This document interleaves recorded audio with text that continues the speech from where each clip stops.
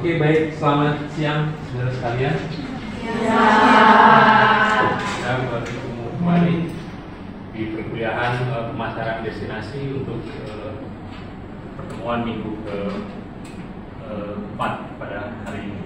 Baik, sebelum kita mulai perkuliahan kita hari ini, saya silakan Anda untuk berdoa sesuai dengan bacaan masing-masing. Doa dimulai.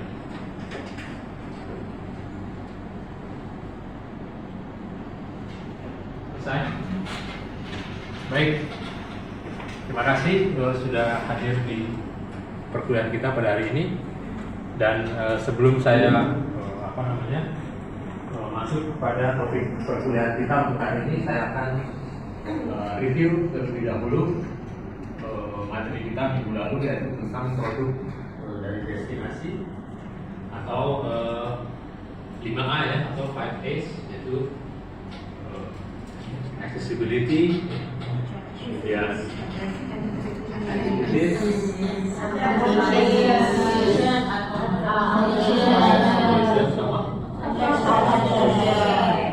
ada yang masih ingat apa yang dimaksud dengan accessibility?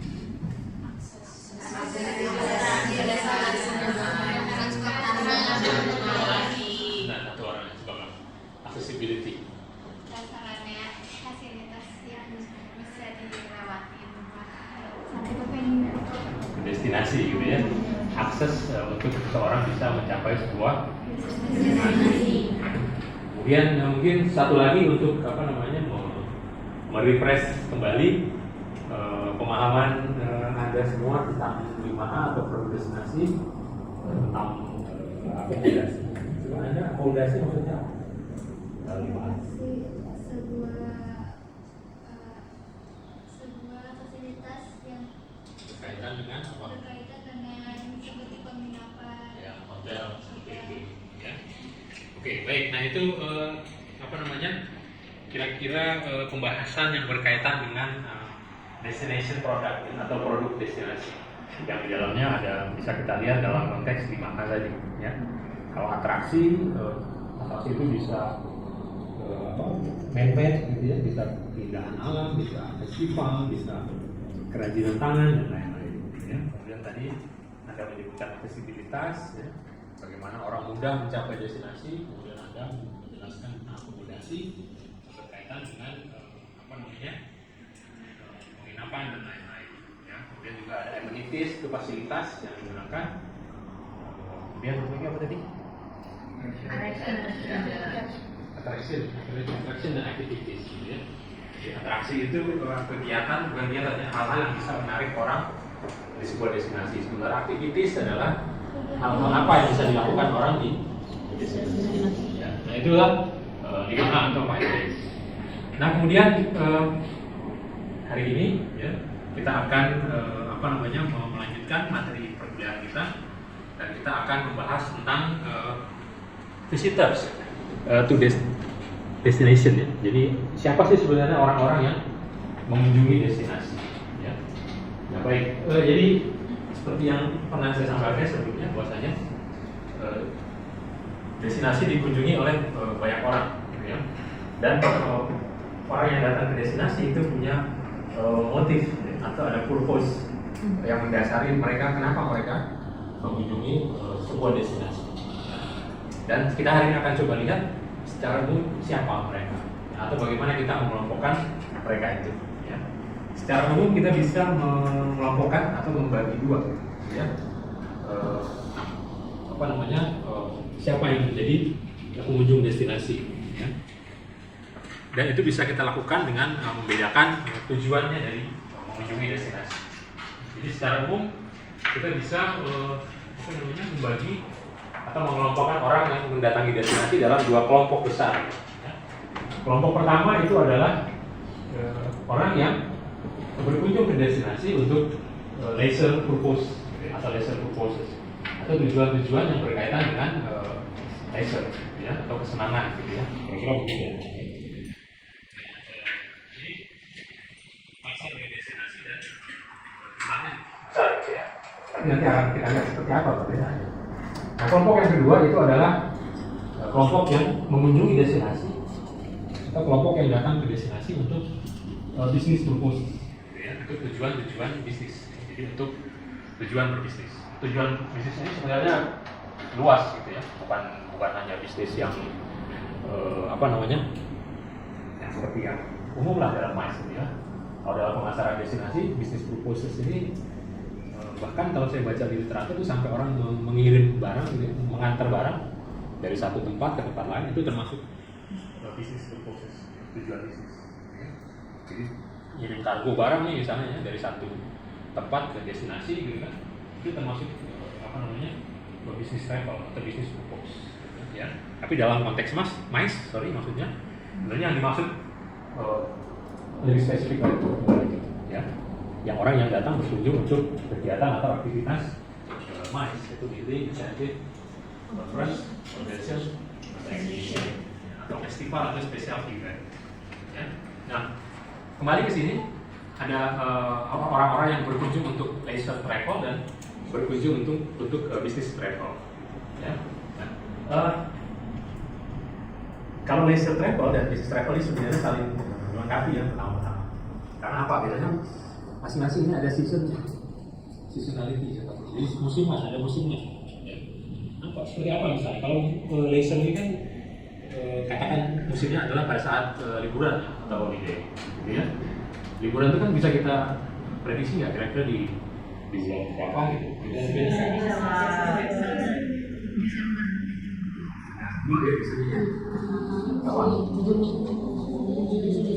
Tahun ini ya, pertengahan tahun biasanya pas apa itu? Kenaikan kelas. Pertengahan tahun itu biasanya kenaikan kelas ya, semesteran seperti itu ya. Panjang kan liburnya kemarin panjang ya? Oh ya. Kurang. Nah kemudian selain yang pertengahan tahun ada juga yang di akhir tahun ya, itu juga bisa sampai 2 mingguan ya gitu ya. Perayaan Natal bagi yang merayakan dan tahun baru ya. Jadi ada 2 itu ya. Jadi kalau kita lihat bulannya kira-kira di bulan apa? Kalau tengah bulan itu bulan apa? Juni, Juli, Agustus ya, 3 itu ya. Juni, Juli, Agustus, tapi mungkin Agustusnya nggak full ya, nggak full sebulan. Jadi let's say 2 bulan nanti, 2 bulan ya kira-kira ya. 2 bulan atau paling banyak 2 bulan setengah. Ya. Kalau akhir tahun, 2 minggu kan. Jadi kalau kita total kira-kira ada berapa? 3 bulan kan? Sementara dalam setahun ada berapa bulan? 2 bulan. Nah pertanyaannya, yang 9 bulan lagi itu hotel isinya siapa lagi? Ya, maskapai siapa yang naik, penerbangan siapa yang naik? Ya.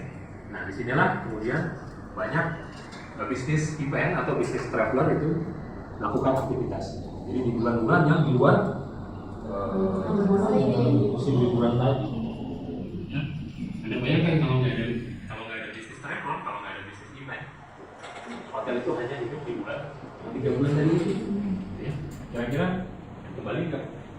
Dapat untung nggak? Enggak. Karena tingkat okupansinya harus terpenuhi berapa persen gitu, baru dia bisa mendapatkan keuntungan.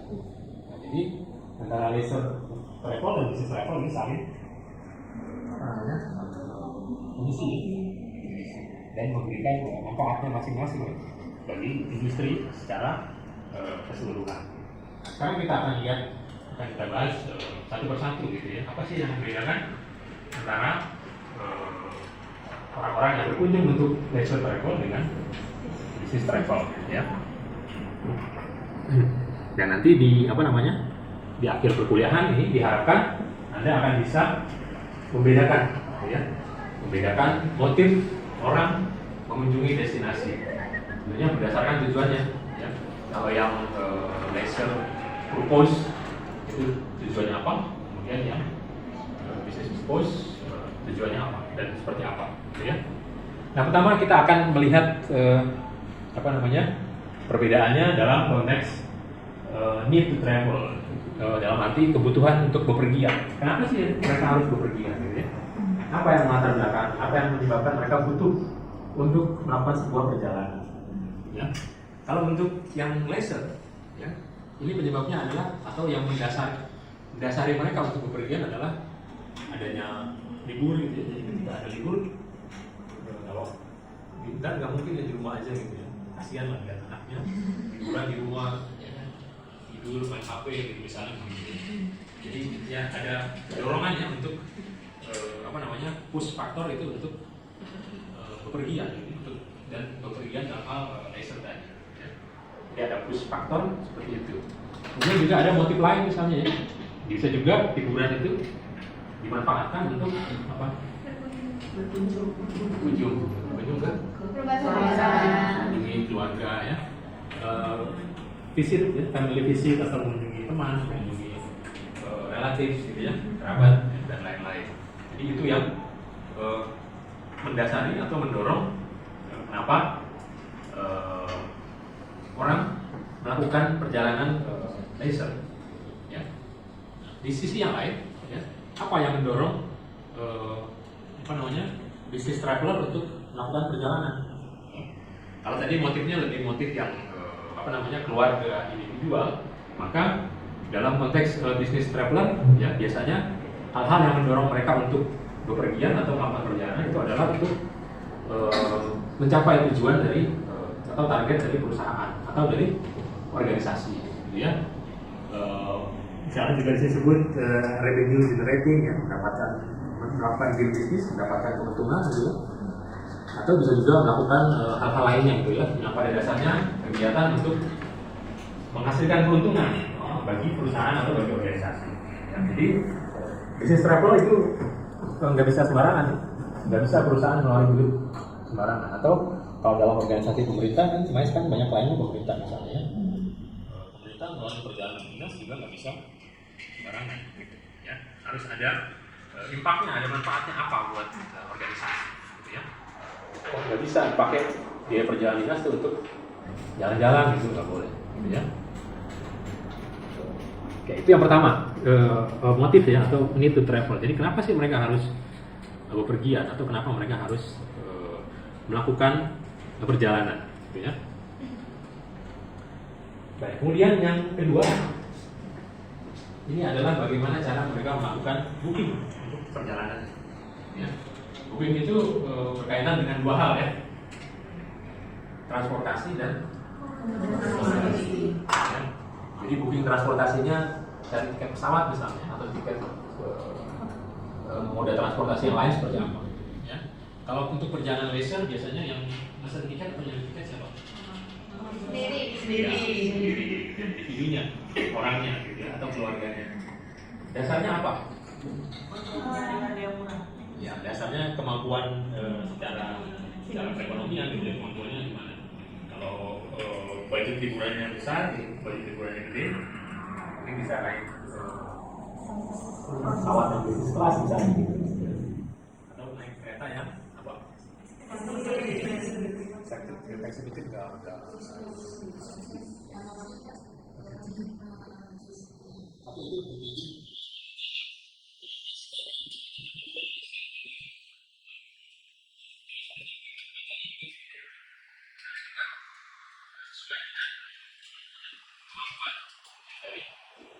Si individunya dari orang yang akan bepergian ya. Jadi bisa nginep di hotel bintang 5, bisa di Tampak, nantinya atau di endorse Oyo gitu ya.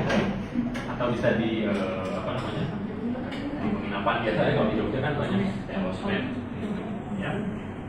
Jadi nggak ada standar yang eksak gitu ya. Itu sangat fleksibel dan bergantung pada kemampuan dan keinginan, pada kemampuan dan keinginan orang yang akan bekerja.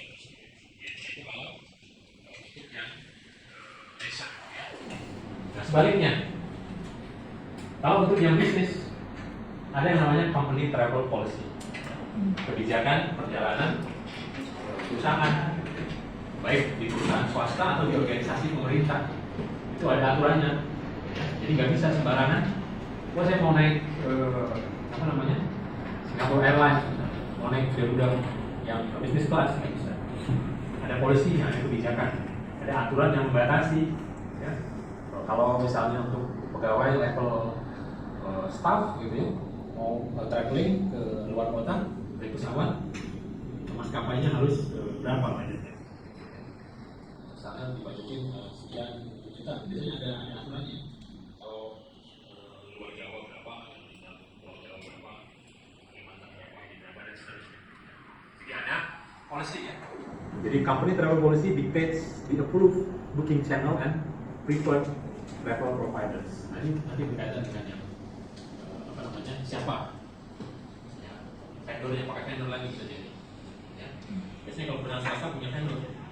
Dulu waktu masih travel agency masih kayak sekarang masih banyak kan travel agency? Masih ya? Tapi nggak sebanyak dulu ya. Ya, karena apa? Karena orang banyak booking sendiri kan ya. Dulu biasanya perusahaan sering juga ya punya apa namanya, kerjasama dengan travel agency. Jadi kalau perusahaan A mau perjalanan dinas, itu vendornya travel agent B misalnya, pasti dia yang provide semuanya.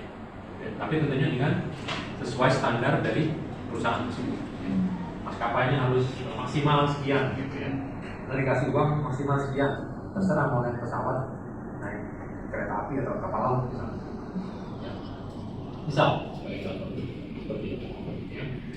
Jadi ditentukan ya, ada kebijakan untuk menentukan misalnya naik transportasi apa dan kelasnya kelas apa ya. Hotelnya juga seperti itu ya. Hotelnya juga sudah ditetapkan misalnya apa bintang 3 gitu ya. Dan budgetnya nggak boleh lebih dari 800 atau 900. Nah, sama seperti halnya juga dengan apa namanya, pegawai negeri gitu ya, organisasi pemerintahan. Itu juga ada standar perjalanan dinas. Kalau Anda pernah dengar SPPD pernah dengar? Nggak pernah dengar. Itu berkaitan dengan company travel policy, kebijakan berikutnya dari organisasi. Kalau misalnya dosen pegawai negeri golongan 3, kan saya misalnya mau tugas ada dinas di luar kota, itu ada standarnya. Nggak boleh saya nginep di hotel bintang 5, ya nggak masuk budget yang ditetapkan oleh negara dengan keinginan saya. Mungkin saya pengennya di bintang 5 kan, tapi aturannya nggak memungkinkan. Budgetnya cuma kalau saya nggak salah tuh 800 sekian. Nah, kalau 800 sekian tuh kamu konversi ke hotel bintang, kira-kira hotel bintang berapa? 3 atau 4 ya, tergantung ya. 3 atau 4, 800 sekian lah gitu ya kira-kira. Kalau golongannya lebih tinggi mungkin budgetnya lebih tinggi juga. Apalagi kalau ada jabatan struktural ya, pejabat gitu, misalnya direktur atau eselon 2, eselon 1 ya. Itu mungkin standarnya bisa lebih tinggi. Demikian juga dengan hotel ya. Hotelnya juga bisa dengan perjalanan tiketnya seperti itu. Demikian juga dengan hotel ya. Jadi dalam konteks ini ada aturan-aturan yang dikeluarkan oleh perusahaan atau aturan yang dikeluarkan oleh organisasi yang dibatasi ya. Walaupun tetap judulnya traveling gitu, tapi untuk business purpose. Jadi company travel policy dictates the approved booking channel. Jadi bookingnya hanya di channel-channel yang disetujui oleh perusahaan atau vendor-vendor yang disetujui oleh perusahaan atau organisasi. Kalau pegawai negeri gimana? Biasanya dibeliin sama bagian keuangan, gitu ya. Kalau ini apa namanya? Kadang-kadang dikasih beli tiketnya aja, ini tiketnya dikasih, nggak langsung ya. Kadang-kadang nggak bisa request, udah didapat, wah dapetnya ini, ya. Terima apa adanya, ya. Gitu, ya. Nah baik, sebelum kita lanjutkan, mungkin ada yang mau bertanya sampai sini? Ya, kamu dulu deh. Kan tadi baru aja dibahas tentang company travel policy ya Pak. Nah biasanya tuh kalau yang merencanakan company travel policy itu purely dari suatu perusahaan itu, atau bisa jadi perusahaan ini tuh bekerja sama dengan travel agent biar memenuhi ekspektasi si perusahaan. Yang merancang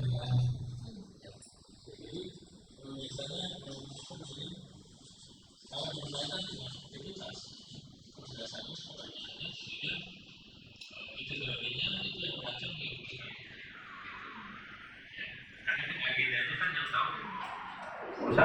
dikirimkan gitu kan, dia mau melakukan apa saja selama di sana, apa yang mau dikerjakan, kemudian estimasi waktu pengerjaannya itu berapa lama gitu ya. Atau kalau misalnya diundang untuk menghadiri rapat koordinasi gitu kan, itu kan biasanya rapat itu kan agendanya sudah dibuat spesifik gitu kan, 2 hari atau 3 hari.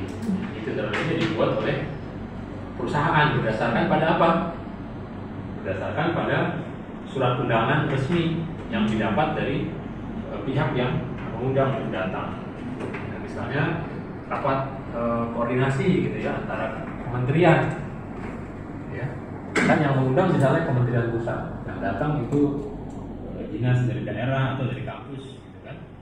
Agendanya kan sudah disiapkan, agendanya sudah disiapkan dan sudah waktunya sudah ditetapkan, jadi tinggal datang, tinggal berangkat dan menjalankan tugas sesuai dengan yang sudah dilakukan. Kira-kira terjawab pertanyaannya? Terjawab. Terima kasih. Ya, baik. Mungkin yang berikutnya tadi ada satu lagi. Ya, silakan. Saya mau tanya terkait lagi company travel policy itu. Jadi kan dari company travel policy itu fasilitas yang didapat itu kan udah ditetapkan ya Pak sama perusahaan ini, masing-masing perusahaannya.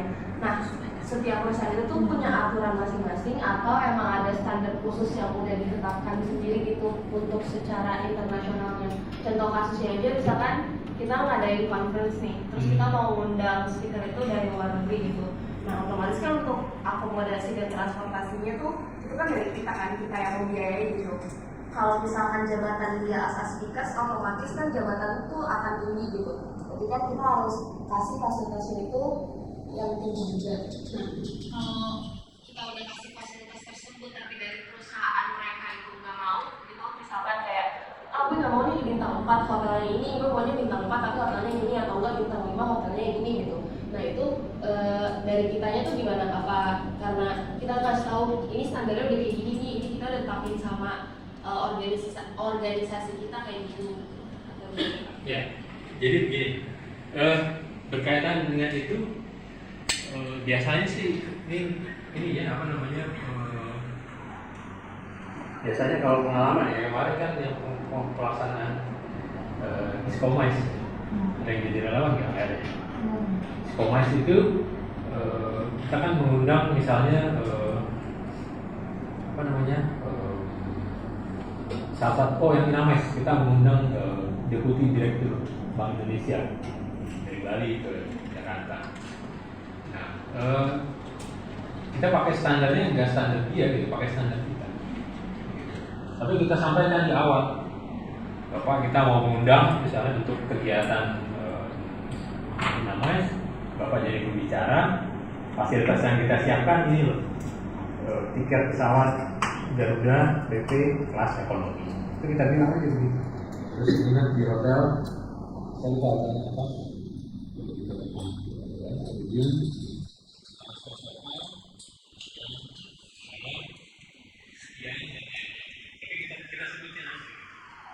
Kalau misalnya dia setuju, bagus, ya. Kalau nggak setuju gimana? Kalau nggak setuju ya biasanya panitia siap melakukan ya bisa negosiasi, bisa juga mensiasati aspek keuangan finansial. Ya.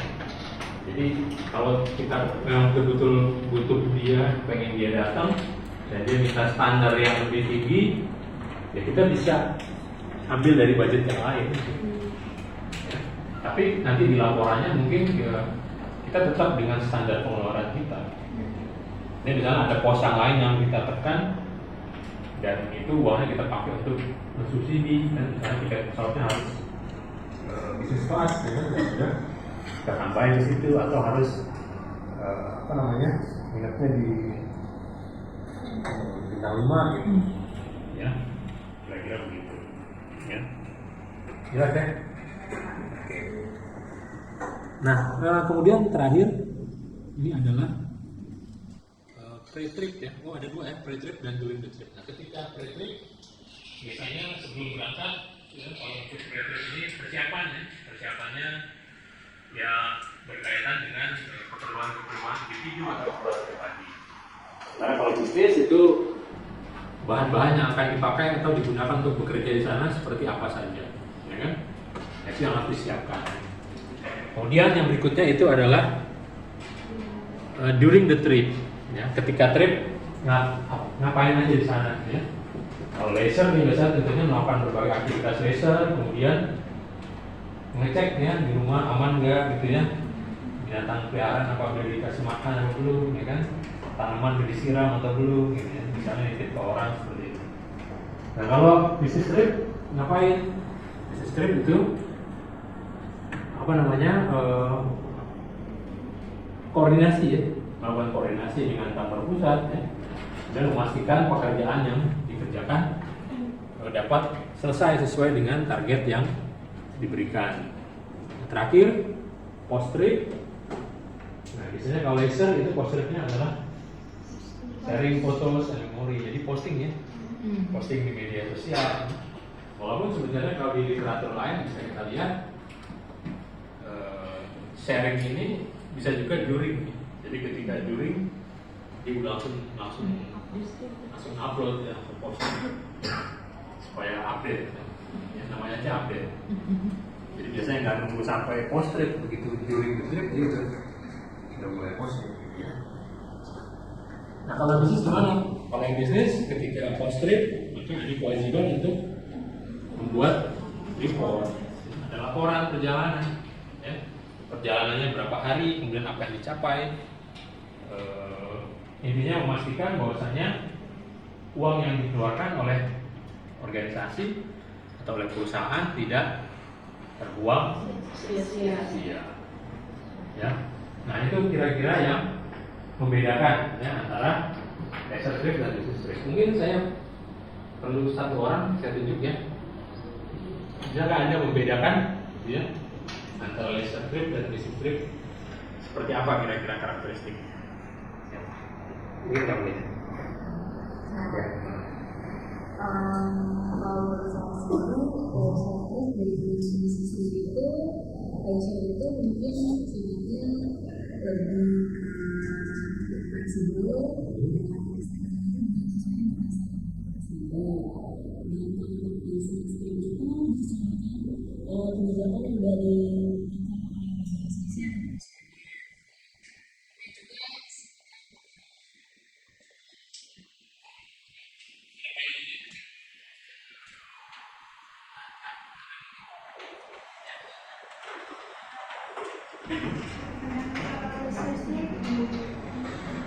biasanya dilakukan pas waktu liburan kita seperti waktu ramai itu di bulan Juli pertengahan tahun sama akhir tahun. Sedangkan bisnis trip itu pas waktu selain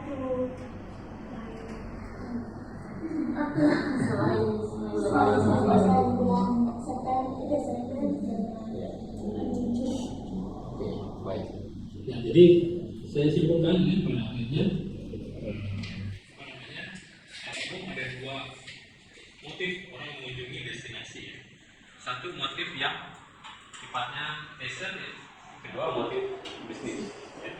Nah ini kemudian juga kita bisa membedakan dari motif ini kelompok orang yang mendatangi destinasi. Ada yang for travel purpose, ada yang untuk bisnis purpose. Yang membedakan apa? Yang membedakan adalah ketika dalam proses proses motif yang mendasari travelingnya, kemudian perbedaan dalam cara membooking transportasi maupun akomodasi, kemudian perbedaan dalam perencanaan perjalanan atau pre-trip, kemudian perbedaan dalam aktivitas during the trip selama